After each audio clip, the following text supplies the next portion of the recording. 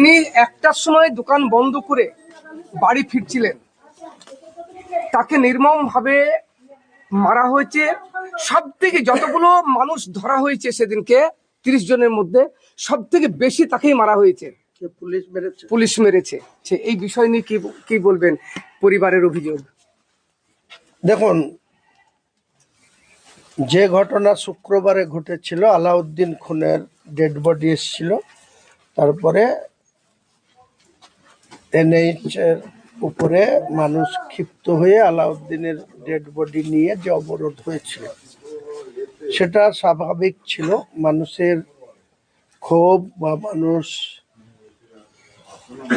খুন হয়ে যাচ্ছে তার বিরোধিতা করে প্রশাসনের উপরে ক্ষোভ করে অবরোধ করেছে।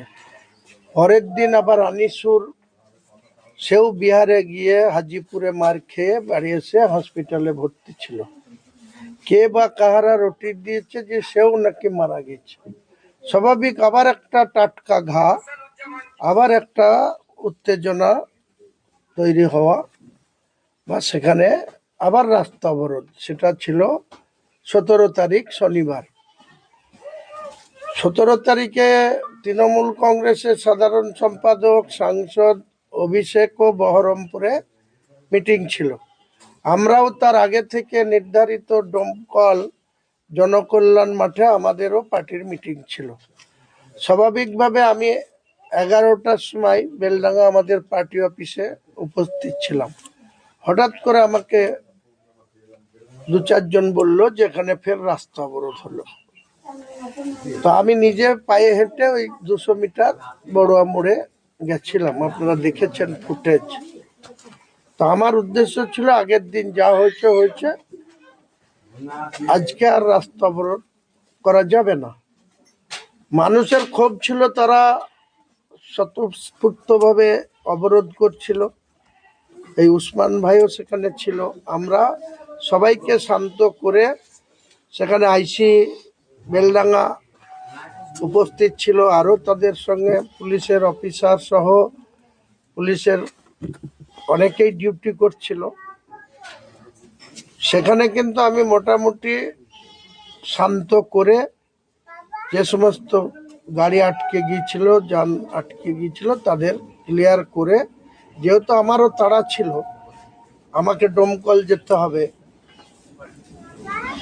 এই যে শাসক দলের প্রশাসন এবং 2 জন এমএলএর যে কারবার, তাদের নেতা বহরমপুরে এসছে, তাহলে তাদেরও তো লোকজন এখানে বহরমপুরে যাবে। আমরা একটা ডোমকলে মিটিং ডেকেছি, আমাদেরকেও ডোমকলে যেতে হবে। উত্তেজিত জনতা, উত্তেজিত পাবলিক করতেই পারে, সেটা তো আমি তাদেরকে বুঝিয়ে সুঝিয়ে শান্ত করে গেলাম।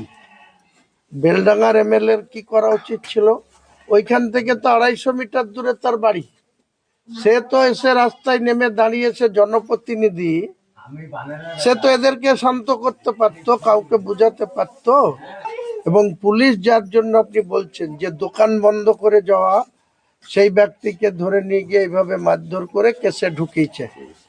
অ্যাডিশনাল এসপি মজিদ খানের সঙ্গে আমার যা কথা হয়েছিল, আইসি হরিয়ারপাড়ার সঙ্গে যা কথা হয়েছিল, তাতে বলেছিল, আমি বলেছিলাম যে আপনারা তৃতীয়বার যখন অপরাধ হয়েছে বা কারো দোকান ভাঙচুর হয়েছে, সেই অপরাধে যারা যুক্ত তাদের আপনারা অ্যাকশন নেন বা অ্যারেস্ট করুন, কিন্তু নিরপরাধ কোনো লোক যেন না জুড়ে।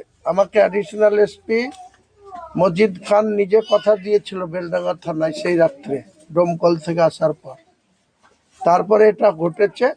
আমরা নিশ্চয়ই প্রশাসনের সঙ্গে কথা বলবো, যদি তিনারা সঠিক উত্তর দেন, যদি ওনাদের কাছে ফুটেজে প্রমাণ করতে পারেন যে যে লোকটাকে দোকান থেকে বন্ধ করে যাচ্ছিল তাকে ধরে ওইভাবে মারধর করা হয়েছে, এটা যদি প্রমাণিত হয়, ও যদি ওই রোড ব্লকেড বা কারো দোকান ভাঙা বা কোনো ওখানে উত্তেজনা ছড়ানোর সঙ্গে যুক্ত না থেকে থাকে, তাহলে নিশ্চিতভাবেই আমরা আইনে যেমন লড়ে তার পক্ষে লড়ব, পাশাপাশি বেলডাঙ্গার প্রশাসন, বেলডাঙ্গার এমএলএ, তাদের এই ঔদ্ধত্য আচরণের বিরুদ্ধে আমরা সার্বিকভাবে যা করার করব। আর ওই আনোয়ারের স্ত্রী যখন আনোয়ারকে থানায় দেখার জন্য যায়, তখন এই মতিউর রহমান মাস্টারমাইন্ড বলছে, এই মতিউর রহমানও ওর স্ত্রীর সঙ্গে যায়, তো ছাড়ানোর জন্য দেখা করার জন্য যায়। তো সেই মুহূর্তে মতিউর রহমানকে পুলিশ সেখানে মারতে মারতে থানায় ভরে দেয় এবং তাকে মাস্টারমাইন্ড বলে চালনা করা হচ্ছে। এই বিষয়ে কি বলবেন? একটাই বলবো, আমি ওনার সম্বন্ধে কথা বলেছি, আমাকে বলা হয়েছে যে আমাদের কাছে ফুটেজ আছে যে মতিউর রহমান আগের দিনও নাকি যে অবরোধ হয়েছিল তারও নেতৃত্ব দিয়েছিল বা সে অনেক শৃঙ্খলা ভঙ্গ করেছিল, এটা আমাকে বলেছে পুলিশ। আমি বলেছি যদি সেই ধরনের কোনো কাজে যুক্ত থাকে, যদি প্রমাণ দেখাতে পারেন তাহলে আইনের পথে নেবে। আমরা নিশ্চয়ই পুলিশের কাছে আশা করব তার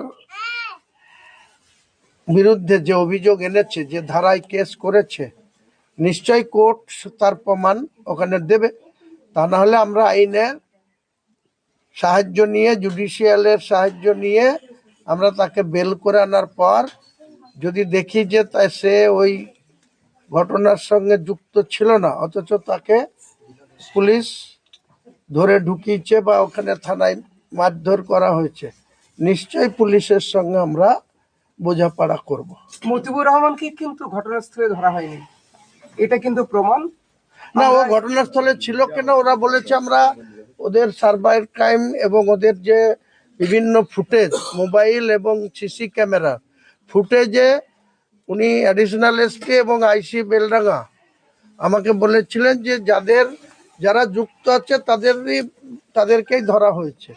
আমি বলেছিলাম যাদের ধরেছেন তারা যদি ঘটনার সঙ্গে যুক্ত থাকে তাহলে তারা কোর্টে চালান যাবে, না হলে কিন্তু তাদের ছাড়তে হবে। সবাই জানতেন, স্থানীয় মানুষেরা বা প্রত্যেকেই জানতেন যে মতিউর রহমানকে ঘটনাস্থল থেকে ধরা হয়েছে। থানাতে একজনের জন্য সুপারিশ করতে গিয়েছিল, ওখানে তাকে পিটিয়ে লকাপে ভরা হয়েছে।